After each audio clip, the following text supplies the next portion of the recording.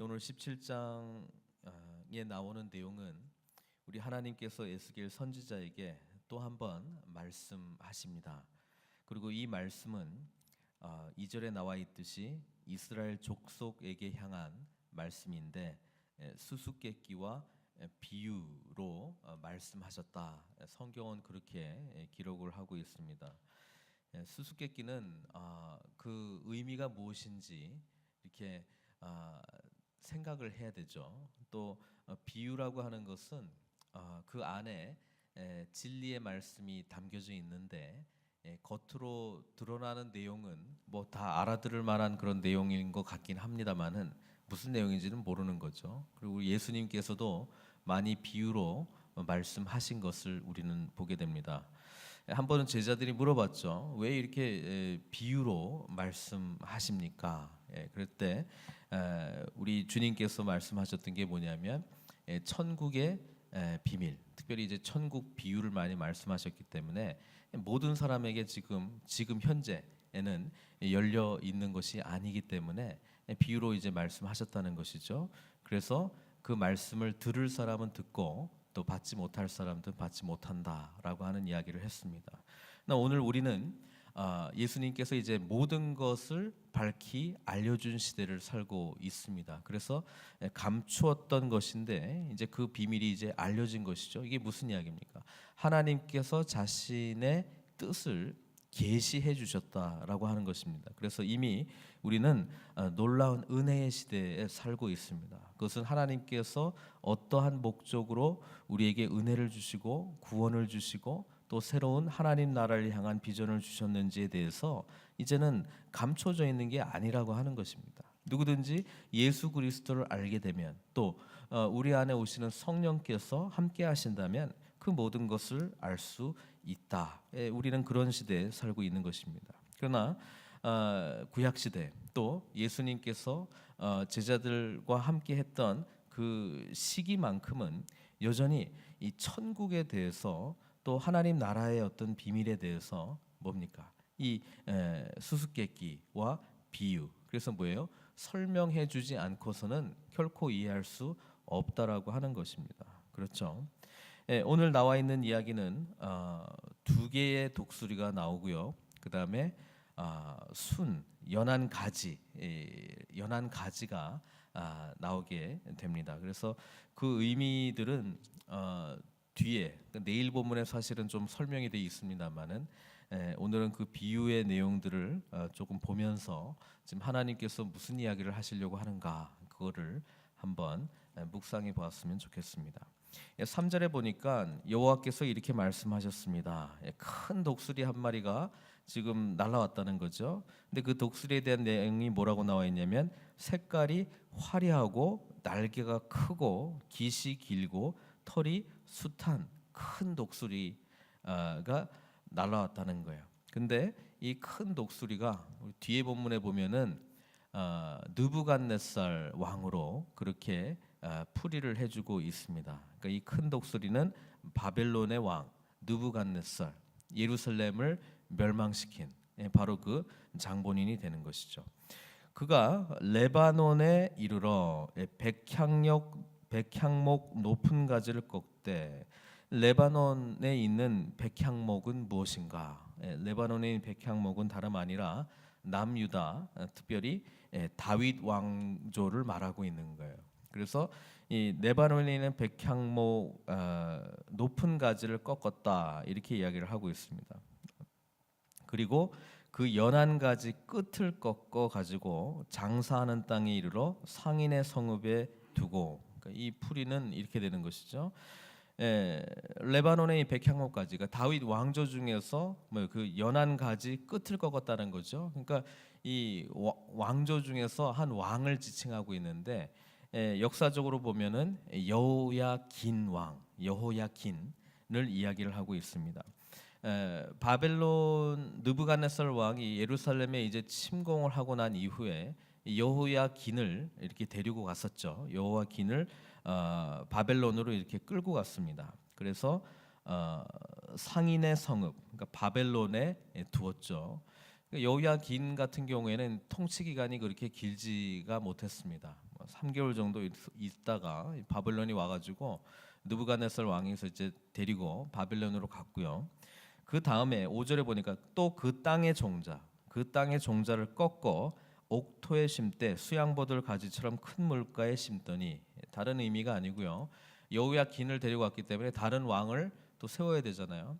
그때 누구를 세웠냐면은 그 여호야긴의 그 삼촌 되는 사람을 이제 그 심었어요. 그게 바로 시드기야, 이스라엘 남유다 마지막 왕이었던 시드기야를 거기에다 이제 왕으로 세웠다라고 하는 것입니다. 그리고 나서 그것이 자라면, 그러니까 시드기야 왕이 이제 통치를 하게 되는 것이죠. 그렇죠? 그리고 퍼져서 높지 아니한 포도나무, 곧 굵은 가지와 가는 가지가 난 포도나무가 되어 그 가지는 독수리를 향하였고 그 뿌리는 독수리 아래에 있었더라. 다른 이야기가 아니라 독수리, 바벨론의 영향력 아래에서 나름대로 이렇게 커오고 있었다라고 하는 것입니다. 시드기야 왕이 한 11년 정도 통치를 했었는데, 뒤에 보면 나오지만 7절에요. 독수리 한 마리가 또 나옵니다. 이거는 앞에 나와 있던 그 화려한 그런 독수리하고는 좀 틀린 다른 독수리인데요. 설명이 이렇습니다. 날개가 크고 털이 많은 큰 독수리 하나가 있었는데, 그러니까 이게 뭐예요? 바벨론과 대항할 만한 그런 다른 큰 나라 세력을 말하고 있는데, 다름 아닌 이집트, 애굽을 말하고 있습니다. 두 번째 독수리는 애굽을 말하고 있습니다. 그러니까 이스라엘 그 마지막 그 시드기야 왕 때에 가장 큰 문제가 뭐였냐면은, 처음에는 바벨론 왕 느부갓네살 왕이 자기를 이제 여호야긴을 데리고 간다 이후에 그 어떻게 보면 이제 꼭두각시 왕으로 이렇게 세워놨단 말이에요. 그러니까 바벨론의 말을 잘 듣고 바벨론의 영향 아래에 있는 그런 시드기야 왕을 이렇게 세워놨는데, 이 시드기야가 지내다 보니까 이 배반을 하려고 하는 마음이 생긴 거예요. 왜냐하면 저기 남쪽에 보니까 이집트가 세력이 강하고 바벨론 뭡니까 하고도 이제 대항할 만한 그런 실력이 되는 것 같으니까 그쪽으로 마음을 돌렸다라고 하는 그 비유의 내용이 이제 7절에 나와 있는 거예요. 큰 독수리 하나가 있었는데 그 포도나무가, 그러니까 지금 포도나무가 지금 시드기야 왕을 말하고 있는 거잖아요. 이 독수리에게 물을 받으려고 그 심어진 두둑에서 그를 향하여 뿌리가 뻗고 가지가 퍼졌도다. 예. 앞에 6절은 바벨론 왕 느부갓네살을 향해서 포도나무가 독수리를 향했고 그 뿌리는 독수리 아래에 있었다 이렇게 했는데, 지금 또 다른 큰 독수리가 나타나가지고 그쪽으로 이제 마음을 돌렸다, 이제 그 이야기를 하고 있는 거예요. 그러니까 바벨론 왕을 섬기다가 이제는 변심해가지고 애굽 왕을 섬겼다, 이제 그 이야기가 이제 7절 이야기이고요. 8절에 그 포도나무를 큰 물가 옥토에 심은 것은 가지를 내고 열매를 맺어서 아름다운 포도나무를 이루게 하려 하였음이라. 8절에 지금 이 표현은 뭡니까? 뭐 바벨론 왕 밑에 있는 것이 하나님의 뜻이었다라고 하는 것이죠. 그렇죠? 우리가 앞에 있는 장 15장, 지난주 토요일 말씀이죠. 열매 맺지 못하는 포도나무 비유를 우리 에스겔 선지자를 통해서 말씀해 주셨습니다. 그렇죠?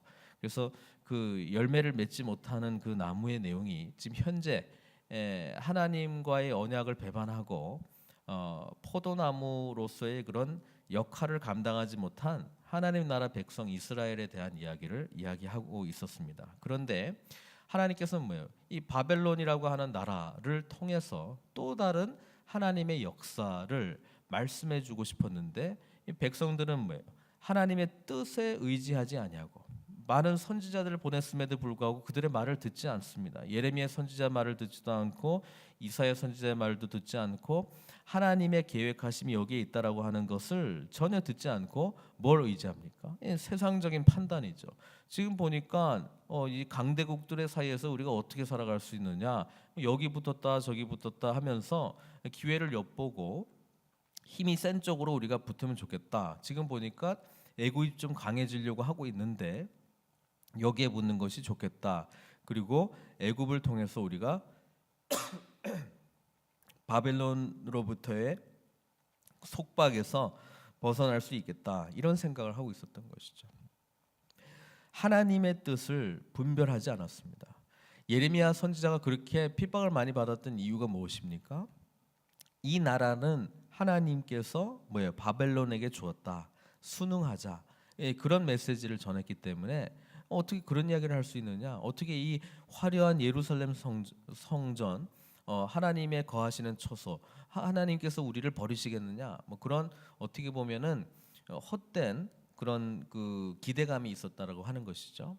근데 중요한 것은 하나님께서는 이미 예루살렘 성전을 버리시고 떠나시겠다고 에스겔 선지자를 통해서 이미 또 말씀하신 부분도 있습니다만은 백성들은 여전히 하나님의 말씀을 안 듣는 그런 완악한 마음 속에서 최선의 선택을 하는 것이 결국은 하나님의 뜻과 정반대의 길을 가는 그런 선택들을 하고 있다는 이야기를 하고 있습니다. 그러니까 8절에 보니까 그 나무를 큰 물가 옥토에 심은 것은 가지를 내고 열매를 맺어서 아름다운 포도나무를 이루게 하려 하였습니다. 그러니까 망해도 주변이 망해가는 것 같이 보이지만 하나님의 뜻이 있었음에도 불구하고 그거를 믿지 못했다라고 하는 겁니다.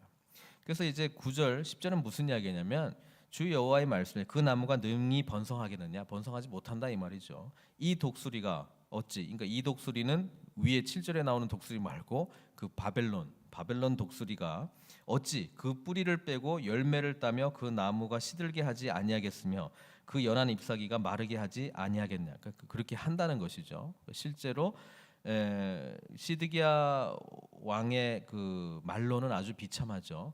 느부갓네살 왕이 화가 났습니다. 왜냐하면 자기를 배반하고 이제 애굽 왕에 붙었기 때문에요. 그래서 마지막으로 이제 세 번째 쳐들어와서 어떻게 합니까? 시드기야가 보는 앞에서 두 아들을 죽여버립니다. 그리고 난 다음에 시드기야 왕의 눈을 뽑아버리고 그 다음에 이제 바벨론으로 끌고 가는 것이죠. 그리고 그게 그 시드기야 왕의 이제 마지막 모습으로 우리 성경이 그렇게 또 기록을 하고 있습니다. 그러면서 유다가 이제 망하는데 그 내용을 지금 9절에 지금 이야기를 하고 있는 거예요. 그러니까 뿌리를 뽑고 시들게 하고 잎사귀가 마르게 한다. 그 이야기가 바로 그 이야기죠. 많은 백성이나 강한 팔이 아니라도 그 뿌리를 뽑으리라. 하나님께서는 지금 이스라엘 공동체 전체를 이제 뽑겠다는 거예요. 왜? 뿌리 자체가 누구에게 기대지 않고 있기 때문에 하나님께 기대고 있지 않기 때문에 그렇습니다. 우리 믿는 자들의 그 뿌리는 하나님의 말씀, 하나님의 뜻에 그 든든한 뿌리가 잡혀 있어야 되는데 지금 엉뚱한 곳에 있으니까 하나님께서는 우리를 살리시기 위해서 사랑하시기 때문에 때로는 그 뿌리를 완전히 뽑아 내시겠다라고 하는 것이죠. 성경 역사적으로 보면은 바벨론의 힘을 통해서 바로 주님의 뜻을 이룬다라고 하는 것이죠. 그러면서 10절 말씀은 계속해서 그것이 볼지어다 그것이 심어졌으나 번성하겠느냐. 그렇죠?